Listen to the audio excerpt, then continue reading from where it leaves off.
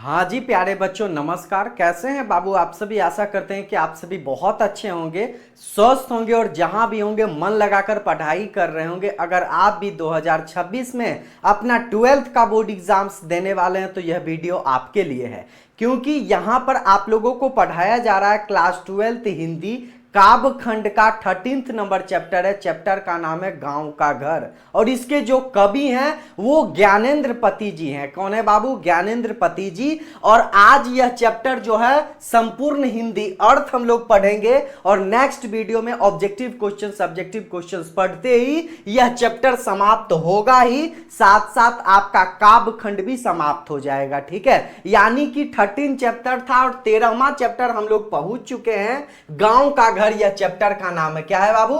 गांव यह चैप्टर का नाम है। तो गांव में बहुत सारे लोग जो होते हैं वो ज्ञानी होते हैं। क्या होते हैं? गांव में ज्ञानी लोग होते हैं। तो इस तरह से याद कर लेना है ना कि गांव का घर के जो कवि है वो ज्ञानेंद्र पति जी हैं। ज्ञान से ज्ञानेंद्र पति, समझ में आ रहा है? यही है ज्ञानेंद्र पति जी। इनके बारे में हम लोग पहले वीडियो में पढ़े थे ना, तो वो वीडियो नहीं देखे हैं तो कोई बात नहीं, वीडियो आपके पास अवेलेबल है, वो वीडियो जाकर देख लीजिए। अगर देख लिए तब तो कोई बात ही नहीं है, तब तो भरपेट समझ में आएगा। चलिए हम लोग शुरुआत कर लेते हैं। काव्य खंड क्या पढ़ रहे हैं बाबू?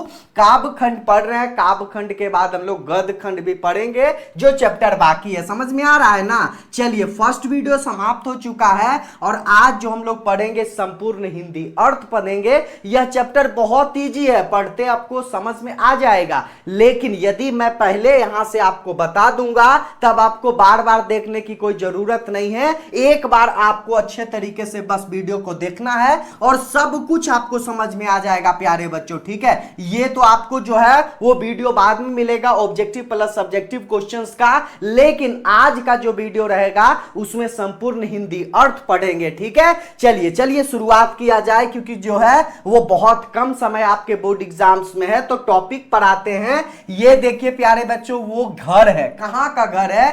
गांव का घर है, झुग्गी झोपड़ी है। पहले लोग जो हैं वो इस तरह से गांव में रहते थे और अभी भी देखते होंगे तो कुछ कुछ इलाकों में कुछ कुछ जगह जो है कुछ कुछ लोगों का जो घर है इस तरह से झोपड़ी आकार में झोपड़ी नुमा रहता है। लेकिन अब सब कुछ चेंजिंग हो रहा है प्यारे बच्चों, समझ में आ रहा है ना?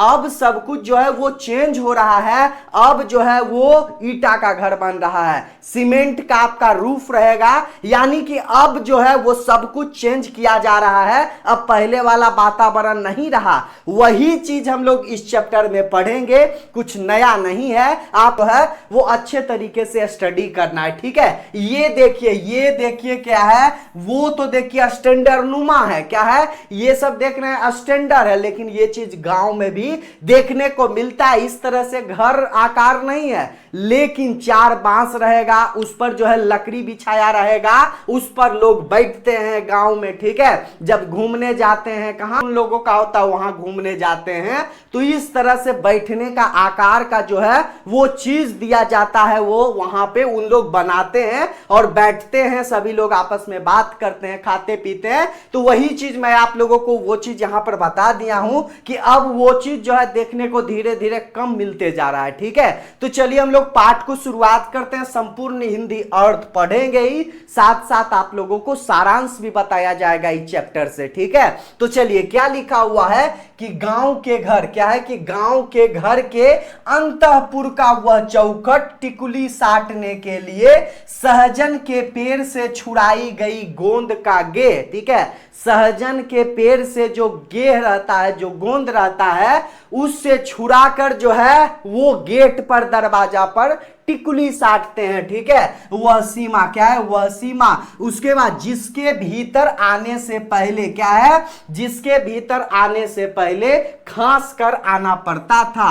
बुजुर्गों को, कहने का मतलब वही है कि अगर औरत लोग घर में रहती थी तो बुजुर्ग लोग को, उनके पिताजी जो हैं उन लोगों को खास कर आना पड़ता था। ठीक है, जो उनसे बड़े जितने भी लोग हैं, भैंसुर मान लीजिए या पिताजी मान लीजिए, उन लोगों को जो है वो खांस कर आना पड़ता था, क्योंकि वो औरत लोग रहते थे, औरत लोग बहू लोग घर में रहते थे, ठीक है, तो आने के लिए खांस कर, ठीक है, वो बेल हो गया है ना। अब शहर में देखते होंगे बेल है, घर में घुसने के लिए या जाने के लिए खटखटाना पड़ता है। तो उस तरीके से उस समय नहीं था, खांस कर जाना पड़ता था, आवाज निकाल कर, ताकि पता चले कि हाँ आ रहे हैं, ठीक है, ताकि बहू लोग या घर में जो भी औरत लोग है, जो भी कर रही है, इधर उधर बैठे हैं, तो वो सही से बैठ जाए, ठीक है। तो वो चीज है, वो चीज वहां पर करना पड़ता था। उसके बाद क्या है कि खराऊ खटकनी पड़ती थी खबरदार की, ठीक है, खराऊ पहनते थे। खराऊ यानी कि उस समय जो था वो चप्पल वगैरह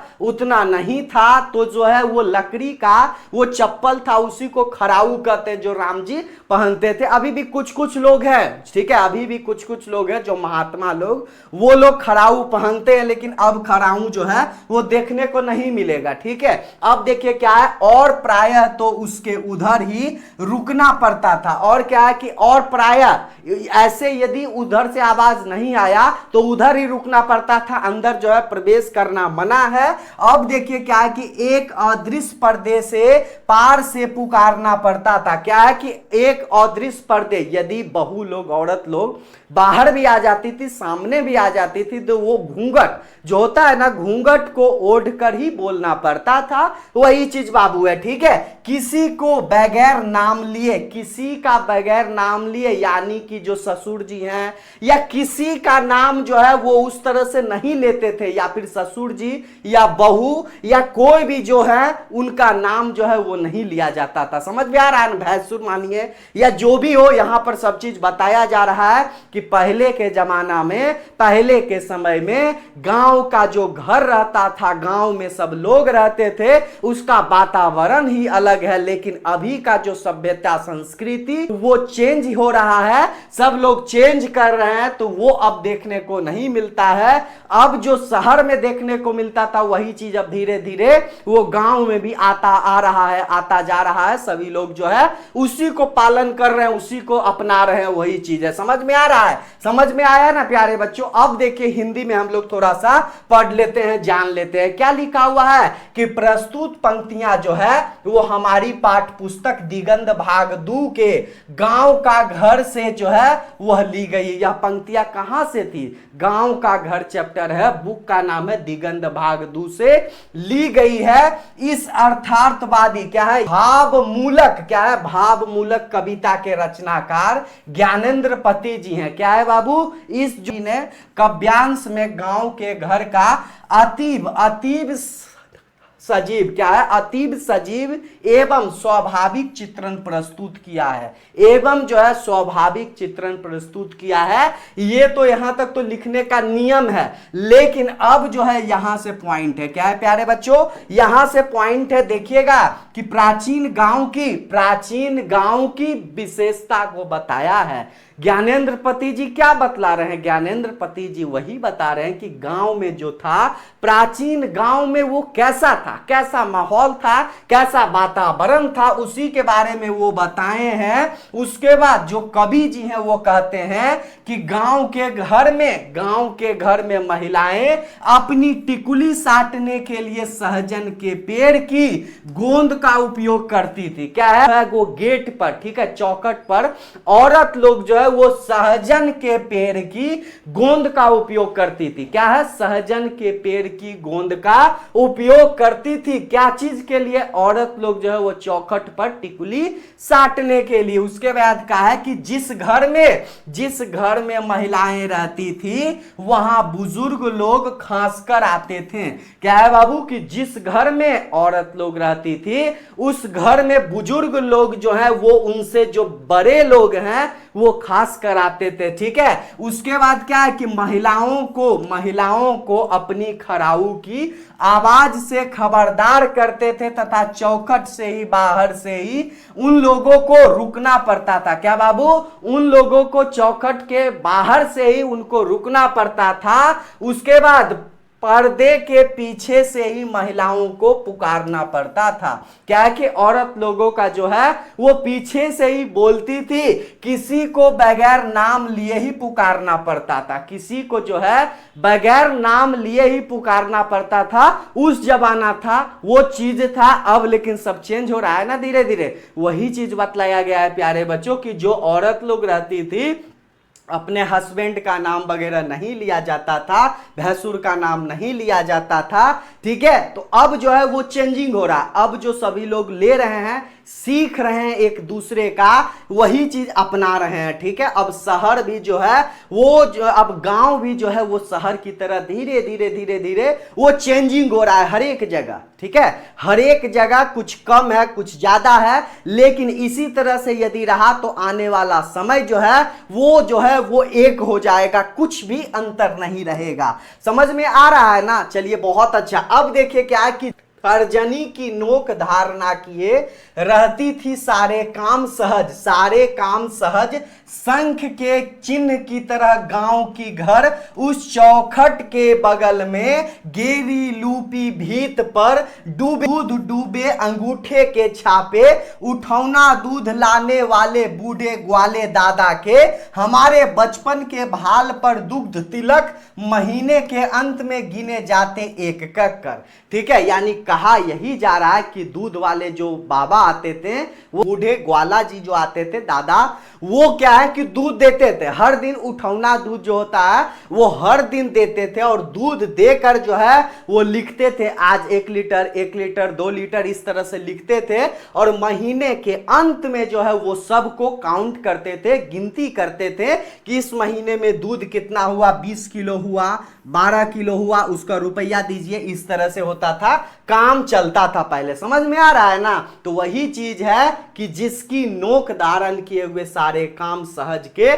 चिन्ह की तरह गांव की घर, उस चौखट के बगल में गेरू लिपि। ठीक है, यानी कि बाबू ये यदि चौखट है तो यहां पर यदि कि जो है वो नीपा जाता था और यहां पर जो है वो लिखा जाता था कि 1 लीटर 2 लीटर, वही चीज यहां पर बताया गया है। समझ में आ रहा है ना? देखिएगा हिंदी में क्या है कि शंख की चिन्ह की तरह, क्या है बाबू? शंख की चिन्ह की तरह जो है अंगुलियों के इशारे पर महिलाएं घर की सारे काम बहुत आसानी से करनी पड़ती थी।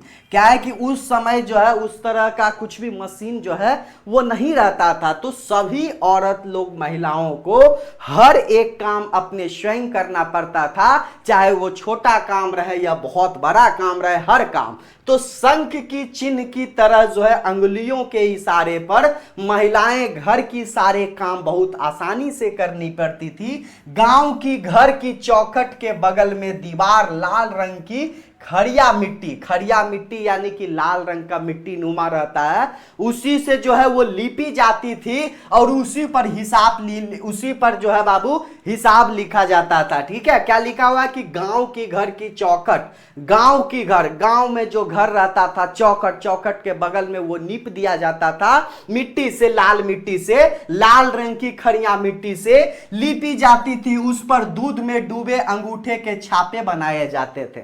दूध में जो है वो छापे बनाए जाते थे, दूध में डूबे अंगूठे के छापे बनाए जाते थे। इस तरह से यदि है ना तो छापे बनाए जाते थे। ठीक है, देखिएगा एक ऐसे इस तरह से 1 लीटर 2 लीटर 3 लीटर इस तरह से जो है वो छापे बनाए जाते थे। ठीक है, समझ में आ रहा है ना? तो वही चीज है, ये छापे उस ग्वाला दादा के हैं जो हमारे बचपन में प्रतिदिन दूध लाया करते थे। जब छोटे थे तो प्रतिदिन जो है वो दूध लाया करते थे। ज्ञानेंद्र पति जी बोल रहे हैं। ठीक है, ये चिन्ह हमारे बचपन के मस्तक पर दूध, ठीक है, यह चिन्ह जो है मस्तक पर दूध तिलक के होते थे और इन चिन्हों में महीने के अंत में गिने जाते थे। क्या है? इन चिन्हों को जो है महीने के अंत में गिना जाता था कि कितना दूध हुआ है। क्या हुआ है बाबू? कितना दूध जो है इनको प्राप्त हुआ है, उस तरह से वो गिनती करके पैसे लेते थे। अर्थात जो कवि है, कवि के कहने का अर्थ है कि दूध का हिसाब उन चिन्हों से किया जाता था। दूध का हिसाब जो है ना प्यारे बच्चों, इस चिन्ह से किया जाता था था कि 1 लीटर 2 लीटर 3 लीटर इस तरह से गिनती करके जो है वो हिसाब किया जाता था, ठीक है। दूध में अंगूठा को डालकर जो है वो उस तरह से इस तरह से कर दिया जाता था ताकि वो गिनती में आसानी होगी, ठीक है। तो वही सब चीज वो सब चीज यहां चलता था। लेकिन आज का जमाना में क्या है, फोने पे तो सब चीज हो जाता है ना। अब लिखने का झंझट रहा कुछ भी नहीं रहा। तो हर चीज चेंज हो रहा है प्यारे बच्चों। अब जो है सभी के पास फोन है, वातावरण चेंज हो रहा है, सब लोग जो है वो अलग जी रहे हैं, ठीक है। वो पहले का जमाना नहीं रहा कि सब लोग आपस में बातचीत करते थे। अब देखिएगा ना कि घर में 5 लोग भी हैं तो 5 लोग जो है अपने फोने में व्यस्त हैं, अपना फोन में ही व्यस्त हैं 5 लोग। वही चीज यहां पर बताया जा रहा है कि अब चेंजिंग किया जा रहा है, अब जो है वो चेंज हो रहा है। अब गांव का जो घर है, गांव का जो वातावरण है, गांव के जो लोग रहते थे, सब चेंज हो रहा है, सब चेंज हो गया है। गांव का वह घर अपना गांव खो चुका हूं, पंचायती राज में जैसे खो गए पंच परमेश्वर। पंचायती राज में जैसे जो है वो पंच परमेश्वर खो गए हैं। बिजली बत्ती आ गई कब, बिजली बत्ती आ गई कब, ठीक है, बिना रहने से अधिक रहने वाली, ठीक है। बिजली बत्ती जो है वो आ गई कब से, ठीक है, बनी रहने से अधिक जो है वो कटे रहते हैं। अब के बिटुओं को दहेज में टीवी भी लालटेन है अब भी, ठीक है। यानी कि उस समय जो बेटा का शादी होता था बहुत दिन पहले, 100 साल पहले, 80 साल पहले, तो उस समय 50 साल भी मान सकते हैं, ठीक है। उस समय जो है वो टीवी मिलता था, क्योंकि नया नया जो है वो इलेक्ट्रिक बिजली आया था। तो उस समय टीवी मिलता था और क्या मिलता था, लालटेन मिलता था, ठीक है। अब भी दिन भर आलो के कैलेंडरों से ढकी, क्या है जो अब जो है वो दिन भर जो है वो आलो में कैलेंडरों से ढकी रहती थी। वो चीज यहां पर बतलाया गया है। देखिएगा क्या है, प्रस्तुत पंक्तियां के माध्यम से जो कवि हैं, ठीक है, ज्ञानेंद्र पति जी कहते हैं कि ग्रामीण सभ्यता को खो देने से दुखी होकर गांव की संस्कृति की विशेषताओं पर प्रकाश डालते हैं। क्या करते हैं, प्रकाश डालते हैं। क्या प्रकाश डालते हैं कि गांव, ठीक है, ग्रामीण सभ्यता, ठीक है, शहरी सभ्यता ग्रामीण सभ्यता में बहुत ज्यादा फर्क है। तो ग्रामीण सभ्यता को खो देने से दुखी होकर, ग्रामीण जो ग्राम में लोग रहते थे और ग्रामीण जो सभ्यता है उसको खोकर, दुखी होकर जो है वो चीज यहां पर लिख रहा है कि गांव की संस्कृति की विशेषताओं पर प्रकाश डालते हैं। वह प्राचीन गांव की परंपरा आधुनिक गांव से करते हैं। क्या है, वह जो है वो प्राचीन गांव, पहले का जो गांव होता था और अभी का जो गांव है, गांव सेम है, ठीक है, लेकिन पहले का जो लोग रहते थे, पहले का जो वातावरण रहता था, प्राचीन गांव की परंपरा आधुनिक गांव से करते हैं। और वो कहते हैं कि हम लोगों के जमाने का गांव अब अपना गांव खो चुका है। क्या है कि हम लोगों का जो गांव रहता था वह गांव को अब अपना गांव को खो चुके हैं।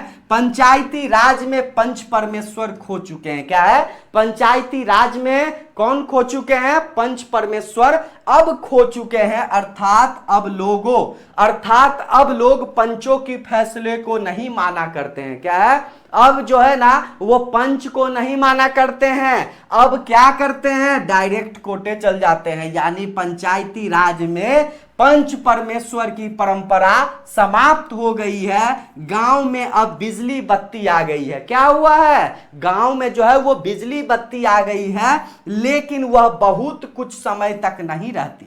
बिजली आ गई है लेकिन जो है वो गांव में उतना देर तक नहीं रहती है। बिजली कहां से रहेगी, शुरुआत है ना। अब बेटों के दहेज में टीवी भी मिल रही है। अब जो है बेटा का शादी कर रहे हैं ना, तो दहेज में लालटेन तो मिलता था, लालटेन के साथ साथ अब टीवी भी मिल रही है, ठीक है, लेकिन वह दिन भर कहीं अलमीरों के कोनों में कैलेंडरों से ढकी रहती है। वो क्या, टीवी मिल जाती है, कुछ देर चलता है, लाइटें नहीं रहता है, कितना देर चलेगा, ठीक है। तो वही चीज यहां पर बतलाया गया है प्यारे बच्चों कि अब जो है वो चेंजिंग हो रहा है। जितना चेंज हुआ है उस समय उस वक्त जो कवि हैं वो यहां पर लिखे हैं। लेकिन यही महत्वपूर्ण चीज है कि अब जो है धीरे धीरे बहुत ज्यादा चेंजिंग हो रहा है। समझ रहे हैं ना जी, ये बात आप भी जान रहे हैं, यह बात से जो है आप भी परिचित हैं, कहीं नहीं तो कहीं आप सब जान रहे हैं। ठीक है, तो वो चीज यहां पर पढ़ने को मिल रहा है प्यारे बच्चों, जो कि आप सभी देख रहे होंगे। ठीक है, यदि आप गांव में रह रहे हैं ना, तो अभी आपको शहर के बारे में कुछ भी पता नहीं है। ठीक है, अभी आप बाहर नहीं घूमे ना, लेकिन जब आप घूमिएगा तब आप ये जो है वह महसूस कीजिएगा प्यारे बच्चों। ठीक है, लेकिन पहले के जमाने और अभी के जमाने गांव में भी कितना अंतर है ना, तो कमेंट कीजिए ना कि है सर। ठीक है, क्या है बाबू, तो क्या है कि रात उजाले से अधिक अंधेरा उगलती, अंधेरे में छोड़ दिए जाने के भाव से भरती, जबकि चकाचौंध रोशनी में मदमस्त ऑर्केस्ट्रा बज रहा है कहीं बहुत दूर। पट फिरकाएं की आवाज भी नहीं आती, यहां तक आवाज भी जो है ऑर्केस्ट्रा बज रहा है नहीं आती। और क्या है, ना आवाज की रोशनी और क्या है, ना रोशनी की आवाज, ना आवाज की रोशनी ना रोशनी की आवाज, कुछ भी महसूस नहीं हो रहा है। ठीक है, समझिएगा क्या लिखा हुआ है, देखिए अर्थ में, अब उजाले से अधिक अंधेरा रहती है। क्या है बाबू, रात जो है वो अंधेरा से, रात क्या है, रात अब उजाले से, रात जो है उजाले से अधिक अंधेरा सा लगता है, अंधेरा रहती है। अधिकतर क्या है कि अधिकतर समय अंधेरा ही रहता है, अधिकतर समय, ज्यादा समय अंधेरा ही रहता है, जबकि घर से बहुत दूर चकाचौंध रोशनी में कहीं ऑर्केस्ट्रा बजता है। क्या है प्यारे बच्चों, कि जबकि घर से क्या है, घर से बहुत दूर ऑर्केस्ट्रा वो बज रहा है चकाचौंध रोशनी में, लेकिन ना उसका आवाज आती है और ना ही उसकी रोशनी पहुंच पाती है। क्या है, ना ही आवाज आती है ना ही रोशनी पहुंच पाती है। तो अब क्या है, अब जो है उजाले से अधिक अंधेरा है, उजाले से अधिक अंधेरा है, कब, रात में। तो ये सब क्वेश्चंस ऑब्जेक्टिव में यदि आ जाएगा तो छूटेगा, नहीं छूटेगा ना। तो आपको बाबू क्या करना है, मैं हर बार बोलता हूं कि बाबू आप कवि परिचय और संपूर्ण हिंदी अर्थ वाला वीडियो, ये दोनों यदि आप देख लेते हैं ना, तो आपको ऑब्जेक्टिव क्वेश्चन, सब्जेक्टिव क्वेश्चंस देखने की कोई जरूरत नहीं। देखिएगा इसीलिए प्रैक्टिस करने के लिए। ठीक है, देखना तो है लेकिन आप खुद आंसर बताइएगा। अब क्या कीजिएगा, खुद आंसर बताइएगा कि सर इसका ये होगा, इसका ये होगा। यदि यह वीडियो रिकॉर्डेड रहता है आपके पास, तो आपको क्या करना है, अपने से कॉपी कलम निकाल कर रख लेना है और आंसर पहले से लिखना है। उसके बाद लास्ट में बताना है कि 40 में से 20 में से 25 में से इतना आंसर करेक्ट हुआ। ईमानदारी से, कोई गलत नहीं, गलत कीजिएगा तो दिक्कत होगा ना, पूरा ईमानदारी रखना है। ईमानदारी से यदि कोई काम आप करते हैं तो यह काम जो है बाबू बिल्कुल सफल होगा और बेहतरीन तरीके से वह काम होगा।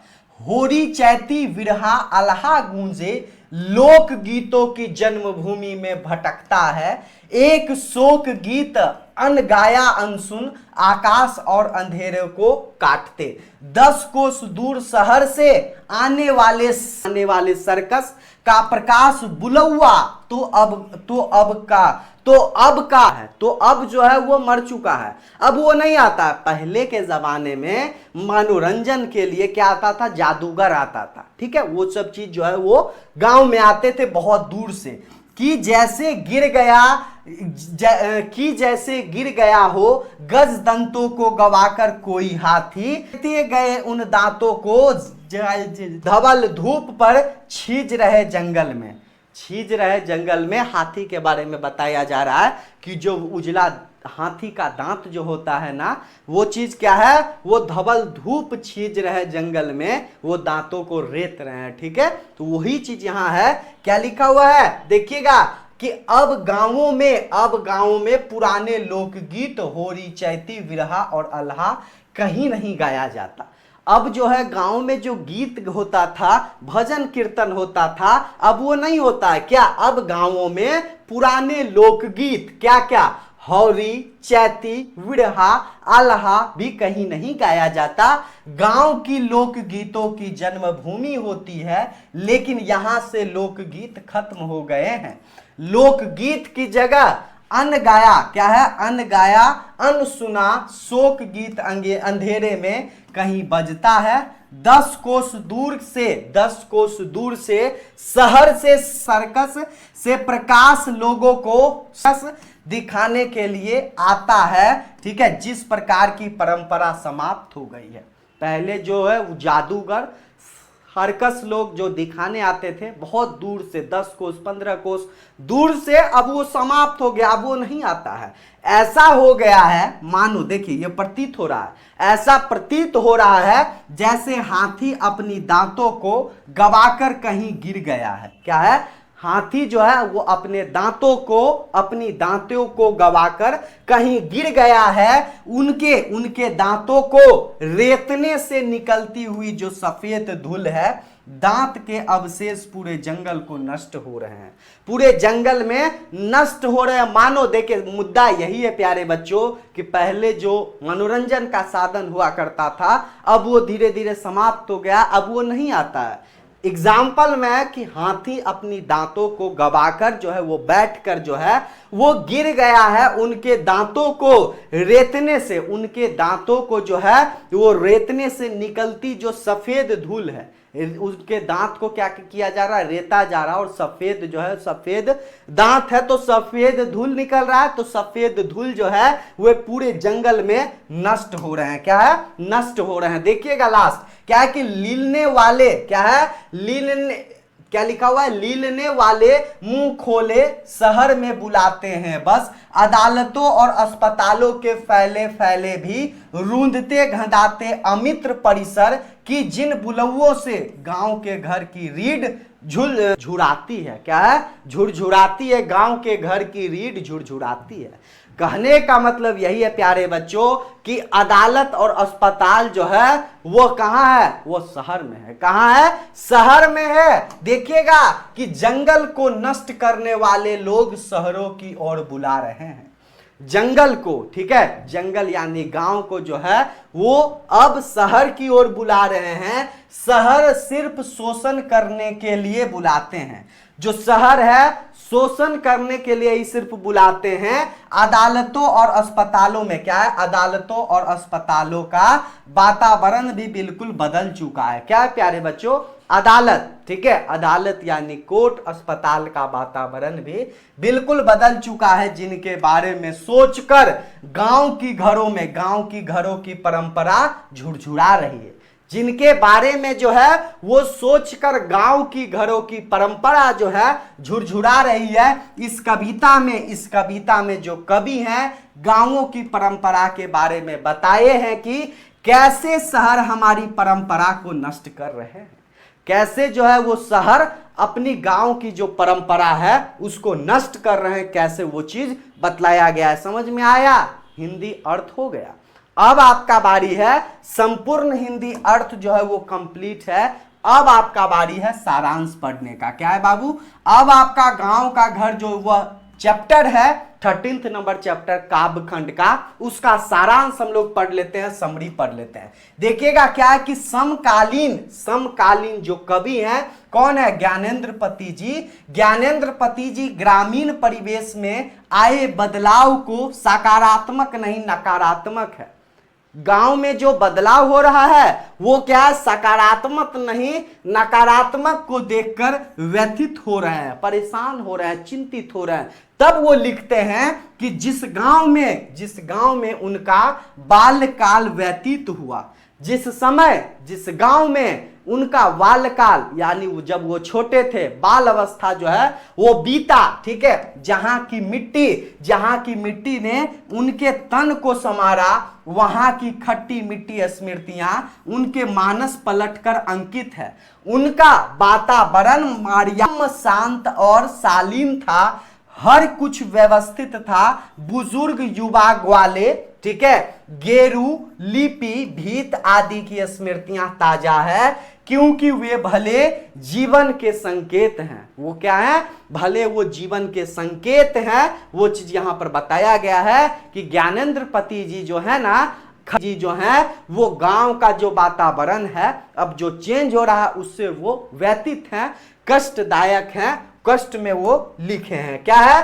पर अब गांव में बदलाव आ रहा है। क्या है? पर अब गांव में बदलाव आ गया है। वह घर अपना पुरानापन खो चुका है। वह घर अपना जो है वो पुरानापन खो चुका है। पंचायती राज में क्या है बाबू, पंचायती राज में बिजली बत्ती टीवी आ गया है। लालटेन अब आले से धूल फांक रहा है। लालटेन जो है ना वो अब जो है वो बंद हो गया है, क्योंकि बॉल बत्ती आ गया है। कौन लालटेन बारेगा? लालटेन अब बारता है जी कोई? लालटेन नहीं ना। तो वही चीज है प्यारे बच्चों की बिजली बत्ती टीवी जो है वो आ गया है। लालटेन अब आले में धूल फांक रही है। चकाचौंध रोशनी है। क्या है? चकाचौंध जो है वो रोशनी है। फिर भी रात अधिक अंधेरे उलगती है। क्या है? फिर भी रात अधिक। उजाला कृत्रिम है। क्या? उजाला जो है वो कृत्रिम है, वो बनाया गया है, भीतरी नहीं है। लोकगीत जो है विरहा, आला, चैता, होरी गीत अब कहां? ये सब झारखंड में, झारखंड के रहने वाले तो वो सब गीत वहां का है। कवि की जन्मभूमि रखता है एक अनुमान, एक अनगाया। क्या लिखा हो प्यारे बच्चों? एक अनगाया शोर गीत। सब कुछ बदल गया, सब कुछ बदल गया। अब शहर खींचता है अदालतों अस्पतालों अब शहर खींचता है अदालतों अस्पतालों बुलाते हैं, और गांव के घर की रीढ़ झुरझुराती है। और गांव का जो घर है सो रीढ़ है, झुरझुराती है। वो चीज यहां पर बतलाया गया है। समझ में आया ना? आपका ये चीज इंड हो गया। क्या हो चुका है? ये चीज आपका इंड हो चुका है, संपूर्ण हिंदी अर्थ और सारांश। अब प्यारे बाबू बाकी है कि पीडीएफ कहां से लीजिएगा, पीडीएफ कहां से प्राप्त कीजिएगा, आइए ना बताते हैं। पीडीएफ लेने के लिए प्यारे बच्चों इस नंबर पर संपर्क कीजिए। ये 2 नंबर है। नंबर क्या है? 7667140322। दूसरा नंबर है 8292748995। आप इस दोनों नंबर को विद्यादायिनी के नाम से सेव कर लीजिए। और कुछ भी दिक्कत है, प्रॉब्लम है, तो आप फोन कीजिए, कॉल कीजिए, व्हाट्सएप कीजिए, कुछ भी आप कर सकते हैं। उसमें दिक्कत वाली बात जो है वो नहीं है। ठीक है, तो आज के लिए इतना ही प्यारे बच्चों। कैसा लगा ये वीडियो आप मुझे कमेंट कर अवश्य बताइए। ठीक है, पूरा बेहतरीन तरीके से आप लोगों को यहाँ पर बताया गया है। नेक्स्ट वीडियो जो रहेगा उसमें ऑब्जेक्टिव क्वेश्चंस के साथ साथ सब्जेक्टिव क्वेश्चंस हम लोग जल्द लाएंगे, और वो आप लोग देख लीजिएगा। तो आपका जो गद्य खंड है वो जो है वो इंड हो जाएगा। क्या हो जाएगा? द इंड हो जाएगा, खल्लास हो जाएगा। उसके बाद आप लोगों का जो शेष बाकी है ना गद्य खंड, वो हम लोग करेंगे। क्या करेंगे बाबू? गद्य खंड जो हम आप लोगों का बाकी है वो हम लोग करेंगे। ठीक है, समझ में आ रहा है? तो वही सब चीज यहां पर बतलाया गया है। तो आज के लिए इतना है। कैसा लगा वीडियो आप लोग जरूर कमेंट कीजिए, और जितना ज्यादा हो सके ना प्यारे बच्चों आप लोग शेयर जरूर कीजिए। ठीक है, क्योंकि आपका शेयर का इंतजार है। आप लोग एक शेयर जरूर कीजिएगा स्टूडेंट्स के बीच में। ठीक है, ताकि सभी लोगों का हेल्प हो सके। बहुत बहुत धन्यवाद। बेस्ट ऑफ लक मेरे प्यारे स्टूडेंट्स।